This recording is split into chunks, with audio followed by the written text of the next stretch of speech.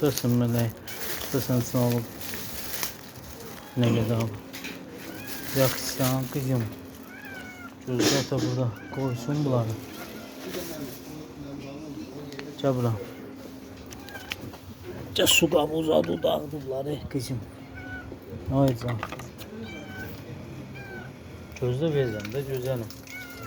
Gözde ateşi soğun buna. Yemek kabuğu yoğun kızım. Ha. Haydi gözde vereceğim. Oy can. Ölmüştün ne canım lan. Güzelim. Ölmüştün ha. Gözde ata verir. İyi güzelim. Ata bunları atsın. Kızım. Ölmüştü balam mazından. Su kabuğu dinde dolduralım, töşürler oynasın. Tosun ağırlı kızım.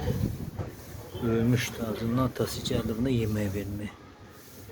Güzel balam. Ye kızım, bakma onlara, terbiyesiz de olar.